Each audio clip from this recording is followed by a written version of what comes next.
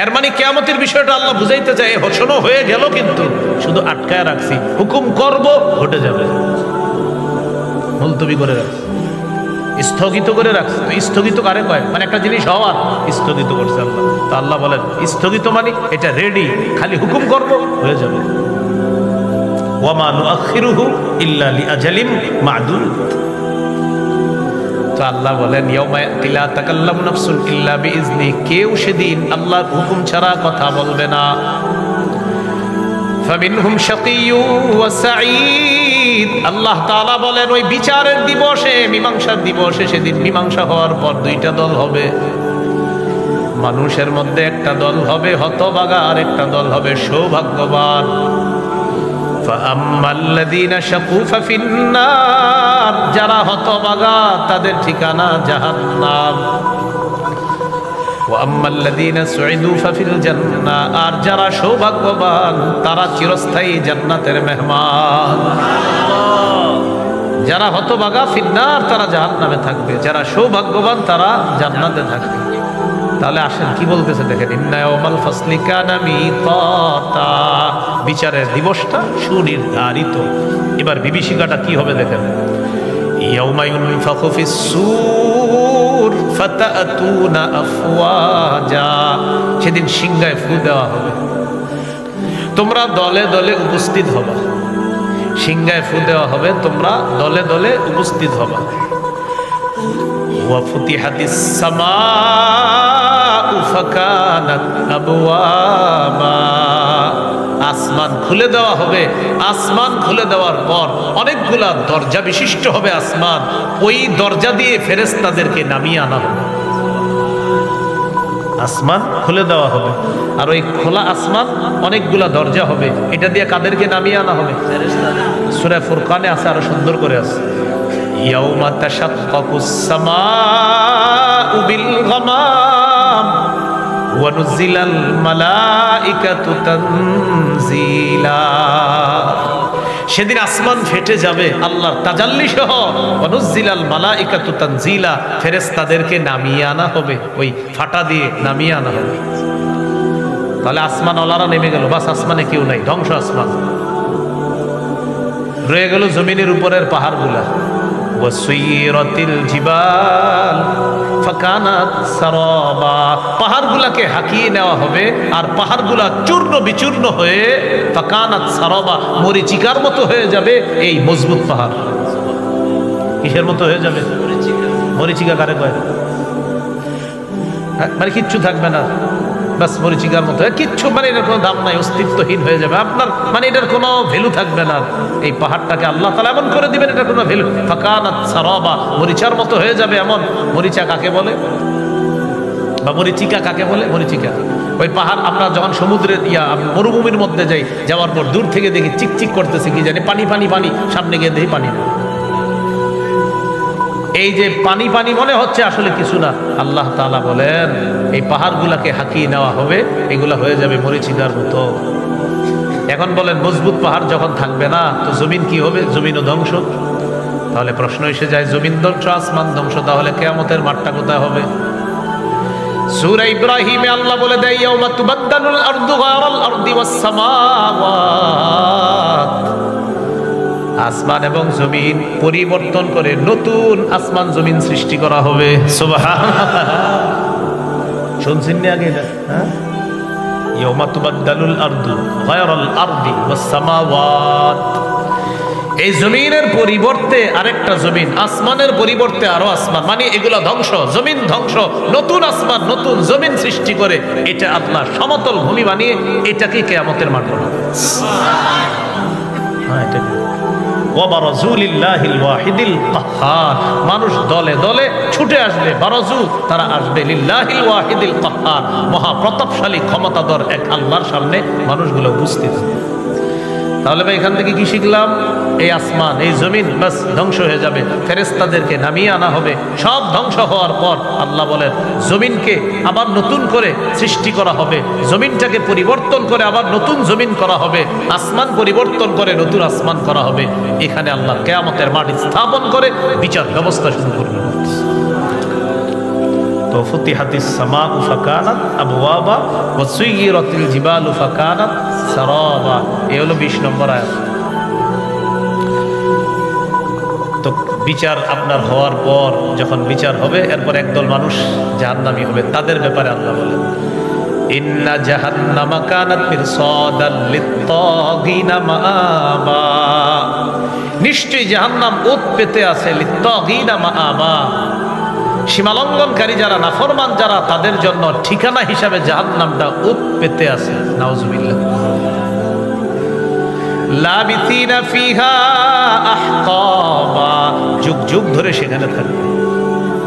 লা ইয়াযুকুনা ফিহা বারদাও ওয়ালা শারাবা, সেখানে তারা কোনো ঠান্ডা কিছু পাবে না, কোনো পানিও পাবে না। ইল্লা হামিমাও ওয়া গাসসাকা, ফুটন্ত পানি পাবে আর গাসসাক পাবে, মানে জাহান্নামীদের পুষগুলা তাদেরকে দেওয়া হবে। জাহান্নামীরা বলবে ও ফেরেশতা খাবার লাগবে, খাবার। আল্লাহকে ফেরেশতা বলবে আল্লাহ জাহান্নামী খাবার চায়, আল্লাহ বলবে দিয়ে দাও, জাক্কুম খাওয়ায় দাও। লাকিলুনা মিন শাজারিন মিন জাক্কুম, সূরা ওয়াকিয়া। তো জাক্কুম খাবে, খাওয়ার পর আপনার গলায় আটকাবে কাঁটাযুক্ত ফল। তো এবার তারা বলবে পানি চাই, পানি পানি পানি লাগবে, পানি। তখন আল্লাহ তাআলা বলে দিবেন কি আর করা, দাও জাহান্নামীদের পুষগুলা পানি হিসাবে দাও। এই গাসসাক, গাসসাক ফাইহু সাদীদু আহলিন নার, জাহান্নামীদের রক্ত, পুষ ইত্যাদি এইগুলা পানি হিসাবে ওই তাদেরকে দেওয়া হবে পান করার জন্য। ইল্লা হামিমাও ওয়া গাসসাক জাযাআও ওয়িফাকা, আল্লাহ বলেন এটাই পূর্ণ প্রতিদান এদের, এটাই পূর্ণ প্রতিদান হিসাবে এটাই তাদেরকে দেওয়া হবে। তাদের অপরাধ কি? আল্লাহ বলেন ভয়ঙ্কর দুইটা অপরাধ তাদের। ইন্নাহুম কানু লা ইয়ারজুনা হিসাবা, আজকে যে হিসাব হবে, কিয়ামতের মাঠে যে হিসাব হবে, এটা তারা কামনাই করতো না, বলতো এগুলা বোকাস কথা। তারা এই ফলাফল দিবস, বিচার দিবস কামনা করতো না, বিশ্বাস করত। আরেকটা অপরাধ, কাযযাবু বিআয়াতিনা কিযযাবা, আমার আয়াতগুলা তারা অস্বীকার করত। আল্লাহ বলেন ওয়া কুল্লা শাইইন আহসাইনাহু কিতাবা, আমি সব লিখে রাখছি। কি বলতেছে? আমি সব জমা করে রাখছি, আমার ফেরেশতারা, আমার লেখক ফেরেশতারা সব লিখে রাখছে। ওয়া কুল্লা শাইইন, সব, আহসাইনাহু লিখে রেখেছি, কিতাবা খাতা হিসাবে, লিপিবদ্ধ হিসাবে। কুল্লা শাইইন আহসাইনাহু কিতাবা, লেখা হিসাবে সব জমা করে রাখছি আমি আল্লাহ, মানে আমার লেখক ফেরেশতারা সব লিখে রাখছে। এবার আল্লাহর পক্ষ থেকে তাদেরকে বলা হবে তো আর কি করা, ফাযুকু, আযাব ভোগ করো, ফালান নাযীদাকুম ইল্লা আযাবা, তোমাদেরকে আমি আল্লাহ কিছুতেই কিছু বাড়াবো না, শুধু আযাবই বাড়াবো, তোমাদেরকে আর কিচ্ছু বাড়াবো না, শুধু আযাবের পর আযাব বাড়াবো, বাস ভোগ করতে থাকবো। এই হলো আপনার 30 নম্বর আয়াত সূরা নাবার। এই 30 পর্যন্ত গেল, মোট 6টা বিষয় আলোচনা হলো। 1 থেকে 3 নম্বর আয়াতে হলো কিয়ামতের বিষয়ে ঝগড়া, ওই যে মতভেদ আপনার কাফেরদের। 4-5 নম্বর আয়াতে গেল মূর্খদেরকে ধমক দিতেছে না কিয়ামত হবেই। 6 থেকে 16 নম্বর আয়াতে আল্লাহ বিভিন্ন দৃষ্টান্ত পেশ করে বুঝাইলেন, দলিল দিলেন কিয়ামত যে হবে, পুনরুত্থান হবে। 17 থেকে 20 নম্বর আয়াতে চতুর্থ বিষয় কিয়ামতের বিভীষিকাময় অবস্থা বর্ণনা করলেন। 21 থেকে 26 নম্বর আয়াতে কিয়ামতের দিবসে ফায়সালার পর একদল মানুষের ঠিকানা জাহান্নাম, এটা আলোচনা করলেন। 6 নম্বর বিষয়ে আল্লাহ আলোচনা করলেন যাদেরকে জাহান্নামে দিবেন, কেন দিবে আল্লাহ, এই বিষয়ে আল্লাহ কথা বললেন। যাদের বড় বড় অপরাধ, এরা আমার এই বিচার দিবস বিশ্বাস করতো না, কামনা করতো না, ফলাফল বলতে কিছু আছে এগুলা মানতো না, আর আমার আয়াতগুলাকে অস্বীকার করতো। এই হলো 6টা বিষয়। যিনি আসমান জমিন সৃষ্টি করেছেন, তিনি কি এইগুলার মতো বানাইতে আবার সক্ষম নন? আল্লাহ বলতেছেন যিনি আসমান, এই বিশাল আসমান জমিন সৃষ্টি করেছেন, তিনি কি এগুলোর মতো আবার বানাতে, সৃষ্টি করতে সক্ষম নন? তো আল্লাহ বলেন অবশ্যই সক্ষম। ওয়া হুয়াল খাল্লাকুল আলিম, তিনি সর্বশ্রেষ্ঠ স্রষ্টা, তিনি সবচেয়ে মহাজ্ঞানী। সুবহানাল্লাহ। তাহলে বুঝে শুনে আমরা এখন বলি আমাদের সৃষ্টিটা বিশাল না আসমানেরটা? আকাশে। এটা কে সৃষ্টি করেছে? আল্লাহ। তো আমাদেরকে তো কোনো ব্যাপারই না। সূরা রুমের 27 নম্বর আয়াতে আল্লাহ বলেন وهو الذي يبدأ الخلق ثم يعيده وهو أهون عليه وله المثل الأعلى في السماوات والأرض وهو العزيز الحكيم আল্লাহ তাআলা বলেন তিনি সৃষ্টির সূচনা করেন। আমি আপনি কিছুই ছিলাম না, অনস্তিত্ব থেকে অস্তিত্ব দান করেছেন আল্লাহ। সূরা দাহারের 1 নম্বর আয়াতে আল্লাহ বলেন হাল আতা আলাল ইনসানি হিনুম মিনাদ দাহর লাম ইয়াকুন শাইআম মাযকুরা। অবশ্যই মানুষের উপর এমন একটা সময় এসেছে যখন উল্লেখ করার মতো সে কিছুই ছিল না। এখন বুঝা শুনা বলেন, এই যে উল্লেখ করার মতো আপনি কিছুই ছিলাম না, এই কিছুই ছিলাম না থেকে এখন যে কিছু আসি করছে কে? আল্লাহ। তো এটাই বলতেছে তুমি কিছুই ছিলা না। এবার সূরা রুমের 27 নম্বর আয়াতে কি বলে দেখেন, ওয়াহুয়াল্লাযী ইয়াবদাউল খালকা সুম্মা ইউঈদুহু। তিনি ওই স্রষ্টা, ইয়াবদাউল খালকা, যিনি সৃষ্টির সূচনা করেন। তাহলে আমার আপনাকে সূচনা করেছেন আল্লাহ, অনস্তিত্ব থেকে অস্তিত্বে এনেছেন আল্লাহ। সুম্মা ইউঈদু, তিনি আবার পুনরায় তাকে সৃষ্টি করলেন। সুবহানাল্লাহ, আবার পুনরায় মারা যাবে এরপরে। এখন আল্লাহ যে কথাটা বললেন ওয়া হুয়া আহওয়ানু আলাইহি, আল্লাহ তাআলা বলেন পরের বার সৃষ্টি করা এটা তো আগের চাইতে আরো সহজ, আহওয়ান অধিক সহজ। আমার আপনার কোনো স্যাম্পল ছিল না, স্যাম্পল ছাড়াই সৃষ্টির সূচনা আল্লাহ করেছেন। এখন আমার আপনার একটা স্যাম্পল আছে। আল্লাহ বলেন স্যাম্পল ছাড়া তোমাকে প্রথম বানাইলাম আমি আল্লাহ। এখন তো তুমি আছো আব্দুর রহিম, তুমি আব্দুর রহমান, অমুকে অমুক তোমাদের স্যাম্পল আছে। এই পরের বার তোমাকে আবার পুনরুত্থান করা আরো সহজ। তুমি কেমনে মনে করো তোমার আমি পুনরুত্থান করতে পারবো না? আপনাদের বুঝে আসতেছি না? তাহলে এখন আমরা স্যাম্পল আছি, তো আবার তোমাকে পুনরুত্থান করা এটা তো সহজ। ওয়ালাহুল মাসালুল আ'লা ফিস সামাওয়াতি ওয়াল আরদ, আসমান জমিনের সর্বোচ্চ মহিমা আল্লাহর, তার জন্যই সর্বোচ্চ মহিমা। ওয়া হুয়াল আজিজুল হাকীম, তিনি মহাপরাক্রমশালী, মহাপ্রজ্ঞাময়। তাহলে আমাকে আপনি আবার পুনরুত্থান করা আল্লাহর কাছে কঠিন না আরো সহজ? আঙ্গুলের মাথাগুলা দেখেন সবাই, আঙ্গুলের মাথা দেখছেন নি? হ্যাঁ, এটা দেখি দেই। এখানে আমরা যারা আছি সবাই মনে করেন চেহারা একরকম, সবার কথার কথা ধরে নেন একরকম চেহারা, দেখতে একরকম, লম্বা একরকম, শরীর একরকম, আঙ্গুলের ছাপ মিলবে? আল্লাহ তাআলা বলেন ওয়ালা কাদিরিনা আলা আন নুসাউইয়া বানানা। দুনিয়ার মধ্যে যার আঙ্গুল আমি যাকে দিয়েছিলাম কিয়ামতের ময়দানে ওই সাপওয়ালা আঙ্গুলের মাথাটা অবিকল ওই মানুষটাকে আমি আল্লাহ আবার দিতে সক্ষম। সাপ মিলে না তোমাদের কারোটা? অবাক হয়ে গেছে, এটা আল্লাহ কেন বললেন? আমাদের ইয়াকিন, আমাদের বিশ্বাস পাকাপুক্ত করার জন্য। মানুষ তোমার যে মাথার সাপগুলা সারা দুনিয়া এক করলেও তো তোমরা এই সাপ মিলাইতে পারবা না। ওই সাপওয়ালা আব্দুর রহমান যে, সাপওয়ালা আব্দুর রহিম যে, ওরে ওর আঙ্গুলের মাথাওয়ালা, ওই মাথাওয়ালা আঙ্গুলটা ওকেই দাবি করবে। এটা আমি আল্লাহ, এত মারাত্মক একটা জিনিস যেটা পৃথিবীর কেউ পারে না নকল করতে, এটাও আমি আল্লাহ যখন তোমাকে দিব তো তোমার বডি তো আমার কাছে ব্যাপার না। আরে বুঝে আসতেছি না? তা আল্লাহ তাআলা বলেন 1 থেকে 3 নম্বর আয়াত সূরা নাবার যে কিয়ামত এই বিষয়ে কাফেররা মতভেদ করে। 4-5 নম্বর আয়াতে ঝগড়া, আল্লাহ তাআলা ধমক দিছে যারা ঝগড়া করে অবশ্যই জানবা কিয়ামত হবে কিনা, পুনরুত্থান হবে কিনা জানবা। এবার 6 নম্বর আয়াত থেকে আল্লাহ কিছু প্রমাণ পেশ করতেছে, মন দিয়ে শুনেন প্রমাণগুলো। আল্লাহ তাআলা বলেন আলাম নাজআলিল আরদা মিহাদা, আমি কি জমিনকে বিছানা বানাইনি? সুবহানাল্লাহ, জমিনকে কি বানাইছে?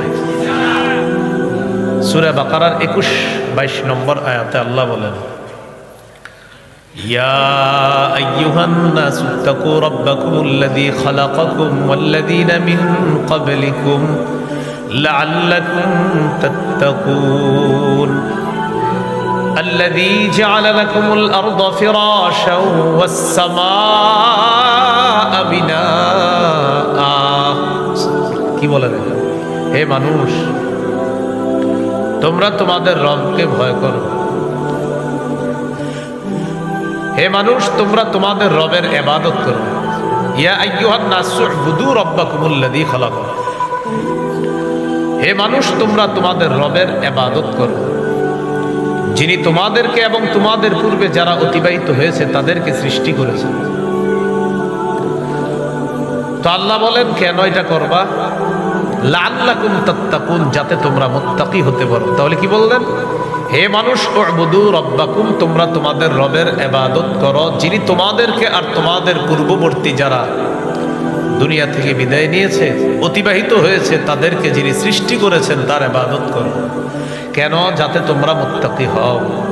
এখন ওই রব কে? আল্লাহ বলেন, আল্লাযী জাআলা লাকুমুল আরদা ফিরাশা, যিনি তোমাদের জন্য এই গোটা জমিনটাকে বিছানা বানিয়েছেন। ওয়াস সামাআ বিনাআ, আসমানটা ছাদ বানাইছে। এখন একটু বুঝেন, এই যে জমিনটা কি বানাইছে? একটা শিশুকে আমরা আদর করে যত্ন করে যেইভাবে ওরে বিছানায় রাখি, ঠিক আল্লাহ আমাদেরকে তেমন মায়া করে এই জমিনটা বিছানা বানাই। এইটারও একটা প্রমাণ আছে, এটা যে মায়া করে আল্লাহ আমাদেরকে রাখছে। এখানে সূরাতুজ যুখরুফ 10 নম্বর আয়াত 25 নম্বর পারা 8 নম্বর পৃষ্ঠা আল্লাহ বলেন, আল্লাযী জাআলা লাকুমুল আরদা মাহদা, আল্লাহ তাআলা তোমাদের জন্য জমিনকে দোলনা বানিয়েছে। দোলনা, দোলনায় কারে বসাই আমরা? তাহলে শিশুকে মায়া করি তাই বলি ওরে দোলনায় বসাও। আল্লাহ মায়া করে বলতেছেন আমি তোমাদের জন্য জমিনকে দোলনা বানাইছি। সুবহানাল্লাহ। ওয়াজআলা লাকুম ফিহা সুবুলাল লাআল্লাকুম তাহতাদুন, আর এই জমিনের মধ্যে অনেক রাস্তা দিয়েছি যেন তোমরা ওই রাস্তা দিয়ে হাঁটা চলা করে গন্তব্যে বুঝতে পারো। সুবহানাল্লাহ। সূরা মুলক 15 নম্বর আয়াতে আল্লাহ বলেন, ওয়াল্লাযী জাআলা লাকুমুল আরদা যালুলা, আমি তোমাদের জন্য জমিনকে করেছি অনুগত। তিনি ওই সত্তা যিনি তোমাদের জন্য জমিনকে অনুগত করে দিয়েছেন। আল্লাহ তাআলা তোমাদের জন্য জমিনকে অনুগত করে দিয়েছেন। ফামশু ফি মানাকিবিহা, আল্লাহ বলেন তোমরা জমিনের কাঁধের উপর চলো। জমিন তোমাদের জন্য অনুগত করে দিয়েছেন। ফামশু, তোমরা চলো, ফি মানাকিবিহা, জমিনের কাঁধের উপর। ওয়াকুলু মির রিজকি, আর আল্লাহর দেওয়া রিজিক থেকে ভক্ষণ করো। জমিন কেমন অনুগত? এত অনুগত বানায়া দিছে, হাল চাষ করে ওখানে দানা লাগাইতেছেন আর ওই জমিনের নিচ থেকে আল্লাহ আপনার রিজিকের ব্যবস্থা করে দিচ্ছে। সুবহানাল্লাহ। অনুগত বলেন কি বানাইছে জমিনকে? অনুগত। তো এখন আল্লাহ কি বলে দেখেন একটু, আমরা সব আয়াত শেষের শিক্ষাটা দিব। কি বলতেছে দেখেন, ওয়াল্লাযী জাআলা লাকুমুল আরদা যালুলা, তিনি তোমাদের জন্য জমিনকে অনুগত বানিয়েছেন। ফামশু ফি মানাকিবিহা, জমিনের কাঁধের উপর তোমরা চলো। ওয়াকুলু মির রিজকি, আল্লাহ রিজিক থেকে তোমরা ভক্ষণ করো। শেষে কি বললেন দেখেন, ওয়া ইলাইহিন নুশুর, আল্লাহর কাছে পুনরায় জীবিত হয়ে আবার তোমাদের ফিরে যেতে হবে। আল্লাহ বুঝাইলেন অনুগত জমিন পেয়েছো, এটা চিরস্থায়ী না, ক্ষণস্থায়ী। এটার উপরে চলবা, এটাও চিরস্থায়ী না, ক্ষণস্থায়ী। এখানে আমার রিজিক ভক্ষণ করবা, এটাও চিরস্থায়ী না, ক্ষণস্থায়ী। ওয়া ইলাইহিন নুশুর দিয়ে আল্লাহ বললেন আমার কাছে আবার পুনরায় জীবিত হয়ে যখন আসবা, ওই জমিনে চলাচল আর রিজিকের হিসাবগুলা কিন্তু দিতে হবে। ইলাইহিন নুশুর, আল্লাহর কাছে কি যাইবা, আবার গিয়ে কিন্তু হিসাব দিতে হবে, ঠিকঠাক মতো চলছো কিনা, উল্টা পাল্টা কিছু করো নাই তো হিসাব দিতে হবে। এখন দেখেন আল্লাহ কি বললেন, আলাম নাজআলিল আরদা মিহাদা, সূরা নাবা, যেটা আমরা আলোচনা চলতেছে 6 নম্বর আয়াত। তিনি কি তোমাদের জন্য জমিন কি বিছানা বানাননি? তাহলে বলেন আমাদের জন্য জমিন বিছানা বানিয়েছেন কে? এখন প্রশ্ন হলো এই জায়গায় কিয়ামতের প্রমাণ কোনটা? প্রমাণ হলো এত বড় জমিন তোমাদের জন্য বিছানা বানাইলাম, এত বড় সৃষ্টিটাকে বিছানা বানাইলাম, তো তুমি ছোট্ট একটা সৃষ্টিকে আমি আল্লাহ আবার পুনরুত্থান করা, এটা আমার কাছে কোনো ব্যাপার না। 2 নম্বর প্রমাণ দিতেছে 7 নম্বর আয়াতে, ওয়াল জিবালা আওতাদা, তিনি কি মজবুত পাহাড়গুলোকে পেরেক বানাননি? জিবাল শব্দটা বহুবচন, এটার একবচন জাবালুন অর্থ পাহাড়। আওতাদ শব্দটা বহুবচন, এটার একবচন ওয়াতাদুন অর্থ পেরেক। ওয়াল জিবালা আওতাদা, তিনি কি পাহাড়গুলোকে পেরেক হিসাবে জমিন স্থাপন করেননি? এর মানে হলো এই জমিনের নিচে পানি, পানির উপরে আমরা ভাসমান জমিনের উপর বসে আছি, কিন্তু জমিন নড়াচড়া করে না। আল্লাহ বলেন কেন জানো? ওয়াল জিবালা আওতাদা, মজবুত পাহাড়কে পেরেক হিসাবে জমিনের উপর বসায়া দেয়া জমিনের নড়াচড়া বন্ধ করে তোমাদের বসবাসের উপযোগী করে দিয়েছে। এই জন্য জিবালা আওতাদা। এখন এখান থেকে প্রমাণ নেন, প্রমাণ করলেন যে পাহাড় এত বড় একটা সৃষ্টি, যেটা দিয়ে জমিনকে আমি এইভাবে হেলে দুলা থেকে আটকায় রাখলাম, এই পাহাড়টাকেও একদিন আমি আল্লাহ টুকরা টুকরা করে দিব। টুকরা টুকরা করার পর এরপর আমি আল্লাহ পুরা জমিনটাকে সমতল বানায় ফেলবো। এটা যদি আমি সক্ষম হই, তো তুমি ছোট্ট একটা সৃষ্টিকে আবার কেন পুনরুত্থান করতে পারবো না? এটা আল্লাহ প্রমাণ দিচ্ছে বারবার। তাহলে বল জিবালা আওতাদা, পাহাড়গুলোকে আল্লাহ বানিয়েছেন পেরেক, এই জন্য জমিনের নড়াচড়া বন্ধ আছে। এরপরে আল্লাহ তাআলা বলেন ওয়া খালাকনাকুম আজওয়াজা, আমি তোমাদেরকে জোড়ায় জোড়ায় সৃষ্টি করেছি। সূরা ইয়াসিন যারা পড়েন নিয়মিত 36 নম্বর আয়াতে আছে, সুবহানাল্লাযী খালাকাল আজওয়াজা কুল্লাহা, পুত পবিত্রতা বর্ণনা করছি ওই সত্তার যিনি সব কিছুকে জোড়ায় জোড়ায় সৃষ্টি করেছেন। সূরা জারিয়াতের 49 নম্বর আয়াতে আল্লাহ বলেন ওয়া মিন কুল্লি শাইইন খালাকনা যাওজাইনি লাআল্লাকুম তাযাক্কারুন। কত নম্বর আয়াত? 49। বলেন কত নম্বর? 49-এর আগে কত? 48। 48-এর আগে এই 47, 48-এ আল্লাহ কি বলে আর 49-এ কি বলে একটু মন দিয়ে শুনেন। সূরা জারিয়াতের 47, 48 আগে শুনি, পরে শুনবো 49। 47 নম্বর আয়াতে আল্লাহ বলেন ওয়াস-সামাআ বানাইনাহা বিআইদিন ওয়া ইন্না লামুসিউন। আল্লাহ তাআলা বলেন আসমানকে আমি আল্লাহ ক্ষমতা বলে সৃষ্টি করেছি। সুবহানাল্লাহ। ওয়াস-সামাআ বানাইনাহা বিআইদিন ওয়া ইন্না লামুসিউন, আসমান আমি নিজ ক্ষমতা বলে স্থাপন করেছি, এইভাবে বানিয়েছি। ওয়া ইন্না লামুসিউন, আমি আল্লাহ সম্প্রসারণকারী। এটা 47। এবার 48।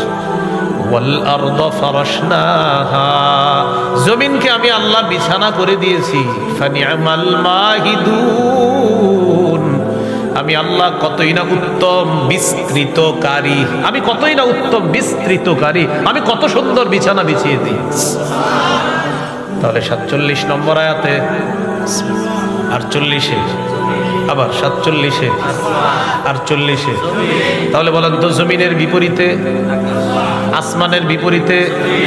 এবার 49 নম্বর আয়াতে আল্লাহ বলেন ওয়া মিন কুল্লি শাইইন খালাকনা যাওজাইন, আমি প্রত্যেকটা জিনিস জোড়ায় জোড়ায় সৃষ্টি করেছি। মানে আসমানের বিপরীতে জমিন দেখো, আর জমিনের বিপরীতে আসমান। 49-এ গিয়ে বললেন ওয়া মিন কুল্লি শাইইন খালাকনা যাওজাইন, আমি প্রত্যেকটা জিনিস জোড়ায় জোড়ায় সৃষ্টি করেছি। লাআল্লাকুম তাযাক্কারুন, যাতে তোমরা উপদেশ গ্রহণ করতে পারো। তো জোড়ায় জোড়ায় কিভাবে? পুরুষ নারী, নারী পুরুষ, জমিন আসমান, আসমান জমিন, সাদা কালো, কালো সাদা, আলো অন্ধকার, অন্ধকার আলো, সব জোড়ায় জোড়ায় সৃষ্টি করেছেন আল্লাহ তাআলা। তাহলে এবার বলেন ইহকাল। হ্যাঁ, তো ইহকাল যেহেতু করেছি, পরকালও আছে, তাই তোমার মৃত্যুর পর আবার আরেকটা জগৎ আছে, বিশ্বাস করো। এটাই হলো প্রমাণ। আপনারা বুঝতেছেন নি সবাই? এটা আল্লাহ তাআলা বললেন খালাকনাকুম আজওয়াজা, আমি তোমাদেরকে জোড়ায় জোড়ায় সৃষ্টি করেছি।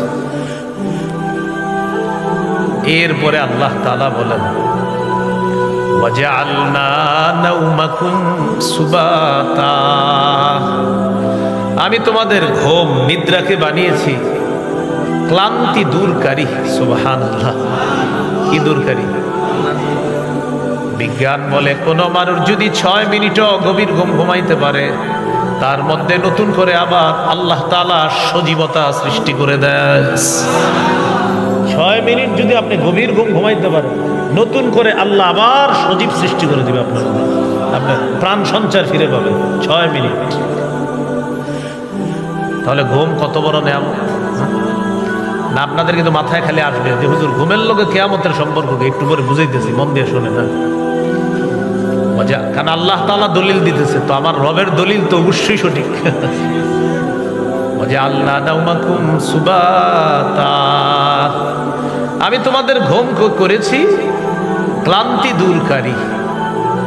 মানুষ সারাদিন কাজ করে, তা আল্লাহ তাআলা তাকে ঘুম পাড়ায়, এই ঘুমের মাধ্যমে তার ক্লান্তি আল্লাহ দূর করে দেয়। ঘুম আল্লাহ প্রদত্ত এক মহা ঔষধের নাম হলো ঘুম।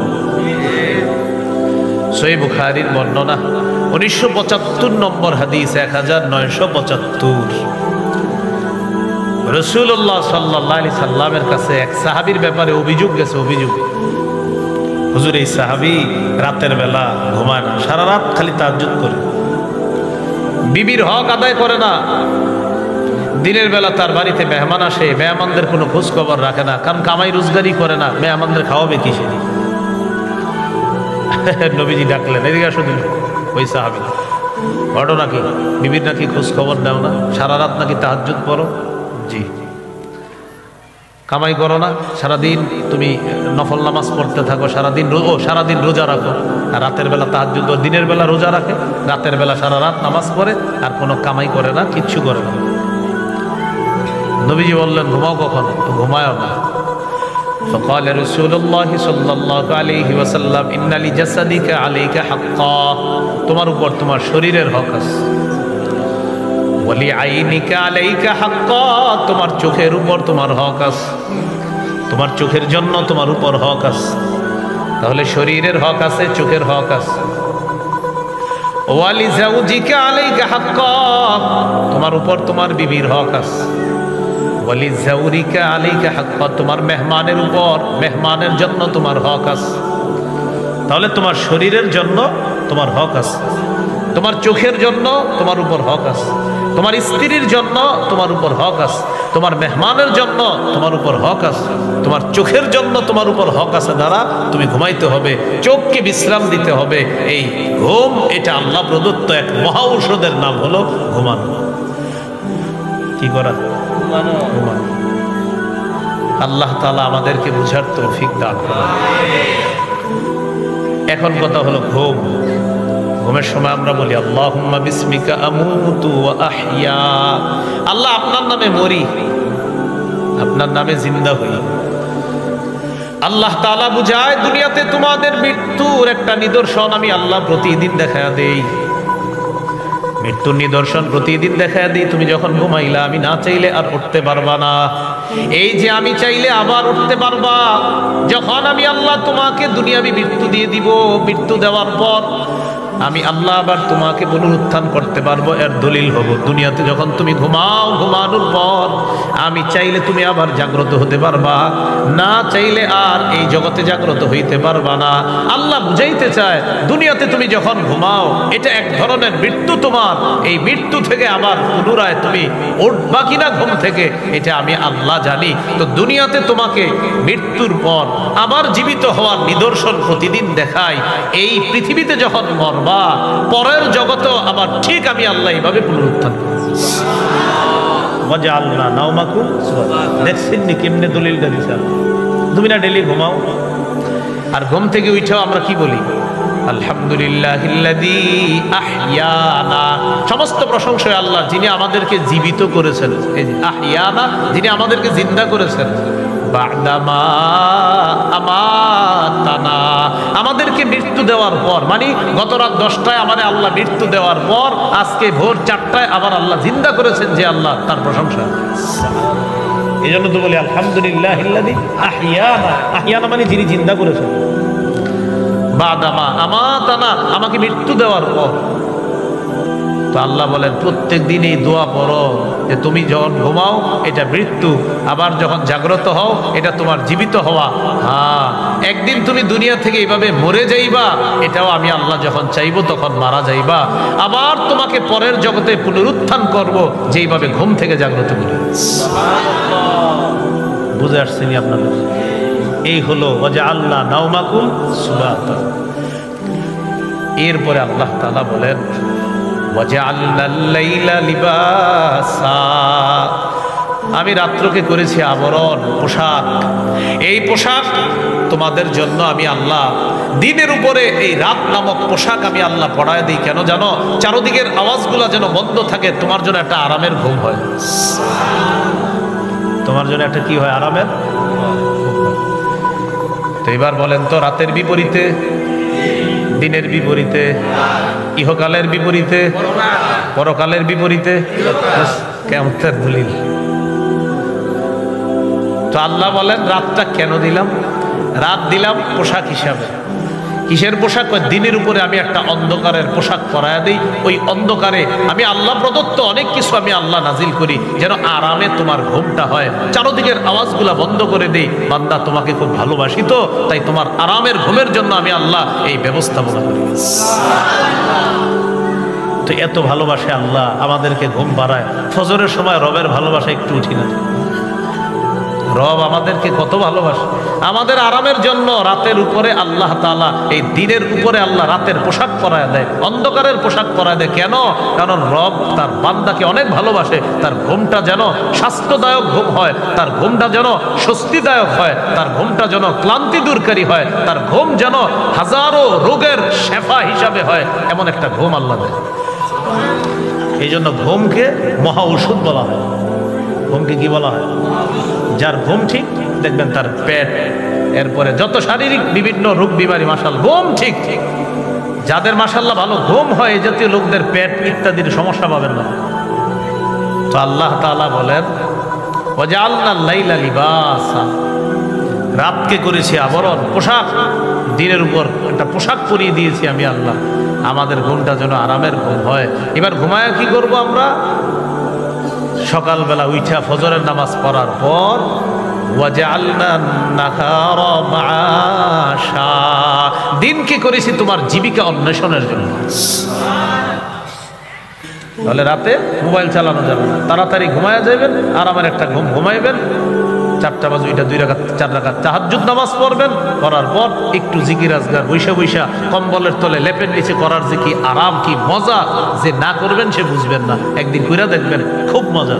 আর রাতের বেলা যদি তাহাজ্জুদে দাঁড়ায় যাইতে পারেন, সহিহুত তারগীবের 630 নম্বর হাদিসে আছে, রাজুলুন কামা ফি লাইলাতিন বারিদাতিন মিন ফিরাশিহি ওয়া লিহাফিহি ওয়া দিসারিহি, লেপ কম্বল ইত্যাদি ছেড়ে যদি কেউ ওযু করে নামাজের মধ্যে দাঁড়ায় যায়, আল্লাহ খুশিতে তাকে দেখে হাসতে থাকে। এই শীতের রাতে করে কি দেখো, ফেরেশতাদেরকে বলে কেউ করে কি দেখছো? ওইভাবে এই ঠান্ডা পানিতে উযু করে নামাজে দাঁড়ায়। আল্লাহ ফেরেশতাদেরকে বলে মা হামালা আব্দি হাদা আলামা সনা, আচ্ছা ও এইভাবে তাহাজ্জুদ নামাজে দাঁড়াইছে কেন বলো তো তোমরা? আল্লাহ তো সব জানে। তো ফেরেশতারা বলে আল্লাহ 2 কারণে, রাজা আমা ইনদাক, শাফকাতাম মিম্মা ইনদাক, আপনার থেকে নেয়ামত পাওয়ার আশায় আর আপনার আযাবের ভয়ে। আল্লাহ বলেন ফেরেশতারা সাক্ষী থাকো, আতাইতুহু মা রাজা, যে আশায় দাঁড়িয়েছে দিয়ে দিলাম। ওয়া আম্মানতুহু মিম্মা ইয়াখাফ, যেই ভয়ে দাঁড়িয়েছে ভয় থেকে নিরাপত্তাও দিয়ে দিলাম। সুবহানাল্লাহ মানে কি পড়বেন নি? হ্যাঁ, সুবহানাল্লাহ মানে হলো এই যে হুজুর হ্যাঁ কথা ঠিক, আর আমরা পড়বো ইনশাআল্লাহ। রেডিমেড সুবহানাল্লাহ যেন না হয়, আসলে সুবহানাল্লাহ মানে হুজুর হ্যাঁ জি এই কথাটা সঠিক, আমরাও ইনশাআল্লাহ এটা করব। আল্লাহ তাআলা তৌফিক দান করেন। তাহলে রাত হলো ঘুমানোর জন্য, দিন হলো জীবিকা অন্বেষণের জন্য। দিনের বড় একটা নেয়ামত হলো সূর্য। দিনের বড় একটা নেয়ামত কি? সূর্য। আল্লাহ তাআলার আজীব এক নেয়ামত। এটা জ্বলন্ত একটা গ্যাস, এই সূর্যটা। মানুষ যদি গবেষণা করে এখান থেকে জ্বালানি সংগ্রহ করা যায় সোলার ইত্যাদির মাধ্যমে, এটা না করে কয়লা আরো ইত্যাদি পুড়িয়ে এই পৃথিবীটারে দূষিত করতেছে মানুষ, এ ঠিক হচ্ছে না। শিল্পোন্নয়ন দেশগুলোতে বিশেষ করে তারা তো আপনার এমন অবস্থা করে ফেলতেছে যে পুরা বায়ু দূষণ এমনভাবে হচ্ছে, বাতাসে তাদের ওই কার্বন ডাই অক্সাইড যে বের হয় সেখান থেকে এটা বাতাসের সাথে মিশে সূর্যের যে আলোর মূল যে আপনার আল্লাহ তাআলার পক্ষ থেকে সূর্যের আলোর মধ্যে যে উপকারিতাটা আছে এটা বাধাগ্রস্ত হয় ওই বাতাসে কার্বন ডাই অক্সাইড মিশ্রিত হওয়ার কারণে। এই জন্য মানুষ এইটা থেকে আসলে উত্তরণ হওয়া দরকার, মানুষ সূর্য নিয়ে গবেষণা করা দরকার। এইটা না করে করতেছে আপনার যত জ্বালানি ইত্যাদি আছে এগুলো শেষ করে দিচ্ছে। আল্লাহ তাআলা আমাদেরকে সূর্য নামক নেয়ামতটা, এই নেয়ামত থেকে যেন আমরা প্রকৃত নেয়ামতগুলা গ্রহণ করতে পারি, আল্লাহ তৌফিক দান করেন। তো এটার গুরুত্ব বাড়াতে হবে। সূর্য আল্লাহর অনেক বড় একটা নেয়ামত। 5600 ডিগ্রি সেলসিয়াস তাপমাত্রা, এখান থেকে 200 কোটি ভাগের 1 ভাগ মাত্র দুনিয়াতে মারে। এতেই মাঝে মাঝে আমাদের কি অবস্থা হয়ে যায়। এই আলো আমাদের শক্তি সঞ্চয় করে। দিনের বেলা মানুষ কাজ করবে, তাই রব সূর্য নামক একটা নেয়ামত দিয়েছে যে আমার বান্দা কাজ করবে, ওর কষ্ট হবে, সূর্যের আলো দিয়ে তার শরীরে শক্তি সঞ্চয় করে। আল্লাহ তাআলা শক্তি সঞ্চয় করে। তো এবার আল্লাহ বুঝায় এত বড় একটা নেয়ামত রাখলাম দিনের বেলা সূর্য, দিনের বেলা যে সূর্য নামক নেয়ামতটা রাখলাম, এই সূর্য নামক নেয়ামতটা এত বড় ভারী, পৃথিবী থেকে প্রায় 3 লক্ষ গুণেরও আরো বেশি পরিমাণ ওজনওয়ালা একটা সূর্য, 3 লক্ষেরও বেশি ওজনওয়ালা একটা সূর্য আমি আল্লাহ স্থাপন করলাম, যা তুমি এইভাবে দেখতে পাও। তো এত বড় সৃষ্টিটা তোমার এইভাবে দেখাই, তোমারে পুনরুত্থান করা আমার কাছে কেন ব্যাপার বলো? দিনের বেলা আমরা কাজ করলে কষ্ট হয়, আমাদেরকে শক্তি সঞ্চয় করার জন্য আল্লাহ কি দিয়েছেন আসমানে? সূর্য দিয়েছেন। ওয়াজআলনা নাহারা মাআশা, এরপর আল্লাহ বলেন ওয়া বানাইনা ফাওকাকুম সাবআন শিদাদা, তোমাদের উপরে ছাদ হিসাবে 7 আসমান, মজবুত মজবুত 7টা আসমান আমি আল্লাহ স্থাপন করেছি। কয়টা আসমান? কেন জানো? আল্লাহ বলেন ওয়াজআলনাস সামাআ সাকফাম মাহফুজা, তোমাদেরকে সুরক্ষা দেওয়ার জন্য আমি আল্লাহ এই সুরক্ষিত ছাদ তথা আসমানকে তোমাদের জন্য একটা সুরক্ষিত ছাদ হিসাবে স্থাপন করেছি। তোমাদেরকে সুরক্ষা দেওয়ার জন্য একটা সুরক্ষিত ছাদ আমি আল্লাহ স্থাপন করেছি। কোনো খুঁটি ছাড়া আল্লাহ এটাকে উঠে রাখছে। সূরা রুমের 25 নম্বর আয়াতে আল্লাহ বলেন ومن آياته أن تقوم السماء والأرض والأرض بأمره, আল্লাহ বলেন আসমান এবং জমিন এইভাবে যে আছে, আসমানটা এইভাবে আছে, জমিনটা এইভাবে আছে, এটা আল্লাহর নিদর্শনাবলীর মধ্যে অন্যতম নিদর্শন। এটা কিভাবে আছে জানো? আমি আল্লাহর হুকুমে, খুঁটি ছাড়া আসমান দাঁড়িয়ে আছে, আমি আল্লাহর হুকুমে ওই পাহাড়ের মাধ্যমে এই ভাসমান পানির উপরে এই জমিনটা স্থির হয়ে আছে। তাহলে বলেন তো খুঁটি ছাড়া আসমান এটা আল্লাহর কি নিদর্শন? এভাবে রাখছে কে? আল্লাহ। তো বানাইনা ফাওকাকুম সাবআন শিদাদা, এরপরে আল্লাহ বলেন ওয়াজআলনা সিরাজাও ওয়াহাজা, আর এই আসমানের মধ্যে আমি কিরণময় প্রদীপ স্থাপন করেছি। ওই সূর্যের কথা আবার বলতেছে, কিরণময় প্রদীপ আমি আল্লাহ স্থাপন করে দিয়েছি এই আসমানের মধ্যে। এরপরে আল্লাহ বলেন وأنزلنا من المعصرات ماء ثجاجا আমি পানি ভর্তি মেঘমালা থেকে প্রচুর পানি বাড়ি বৃষ্টি দুনিয়াতে বর্ষণ করি। আমি পানি ভর্তি মেঘমালা থেকে প্রচুর পানি, প্রচুর বাড়ি, প্রচুর বৃষ্টি আমি আল্লাহ দুনিয়াতে নাজিল করি। কেন? লিনুখরিজা বিহি হাব্বাও ওয়া নাবাতা, যেন এটার মাধ্যমে উদ্ভিদ এবং শস্য আমি আল্লাহ বের করতে পারি। এখন আল্লাহ বুঝায়, পানি দিলাম আমি আল্লাহ, চাষাবাদ করার পর তুমি একটা ছোট্ট দানা লাগাইলা, দানা লাগানোর পর একটা দানা, এই এক দানা থেকে 7টা শীষ, 7 শীষ উৎপন্ন করার পর এক দানা থেকে গাছ উঠাইলাম, এখান থেকে 7টা শীষ বের করলাম, এক একটার মধ্যে 100 করে দানা আমি আল্লাহ দিয়ে দিলাম। লাগাইছি বাটি, এখন একটু কিভাবে মাটিটা খুলে দেখে লাগানোর পরে তাকায় থাকবে, হ্যাঁ খুলে না উঠবে না, মাটিটা এইভাবে দিয়ে রাখবেন, কিছুদিন পরে উঠে যাবে। তো আল্লাহ বলেন, এই যে এটা দিলা, এই যে আমি উঠাইলাম, এই যে পানির মাধ্যমে এটার প্রাণ সঞ্চার করলাম, তোমারও মরার পর আমি আল্লাহ আবার পুনরুত্থান করব। তুমি একটু হইলা দেখো, এটা আল্লাহ দেখতেছি, তো ওঠে না, না ওঠে না, তো বুঝো না, তুমি চাইলে হবে না, আমি চাইলে হবে। এক দানা আমরা লাগাইলাম, আসমানের পানি আল্লাহ দিলেন, তো আল্লাহ বলেন আমি আবার এগুলার প্রাণ ফিরিয়ে দিই, আমি আল্লাহ দুনিয়াকে সজীব করি পানি দ্বারা, মৃত জমিনকে আবার জিন্দা করি। তো মৃত জমিনকে যদি আমি আল্লাহ আবার জিন্দা করতে পারি, তোমার মৃত্যুর পর আবার তোমাকে জিন্দা করবো। ওয়াজান্নাতিন আলফাফা, এবং ঘন পাতা ভর্তি বাগান দান করেছি, ঘন পাতা বিশিষ্ট বাগান আমি আল্লাহ দান করেছি। ফুলের বাগান, ফলের বাগান আমি আল্লাহ উৎপন্ন করি ওই পানির মাধ্যমে। কি উৎপন্ন করি? শস্য, উদ্ভিদ, ঘন পাতা বিশিষ্ট ফলের বাগান, ফুলের বাগান, ওই পানি ভর্তি মেঘমালার বৃষ্টি দিয়ে আমি আল্লাহ এটাকে উৎপন্ন করি। এইগুলো 16 নম্বর আয়াত পর্যন্ত। মানে আল্লাহ যে কিভাবে আবার কি করে, যে এটার মাধ্যমে এটা করি, এটার মাধ্যমে এটা সৃষ্টি করি, এটার মাধ্যমে এটা করি, এগুলো আল্লাহ তাআলা বুঝাইলেন। তোমার মৃত্যুর পর আবার তোমাকে আমি পুনরুত্থান করব, এটা আল্লাহ তাআলা অনেকগুলা নিদর্শনের মাধ্যমে আমাদেরকে বুঝিয়ে দিলেন। 7 নাম্বার আর 8 নাম্বার বিষয় 31 থেকে 40 নম্বর আয়াত পর্যন্ত আছে আর কি ওখানে। আজকে এতটুকু। আল্লাহ তাআলা আমাদের সকলকে যে কথাগুলো শুনলাম বললাম আমল করার তৌফিক দান করেন।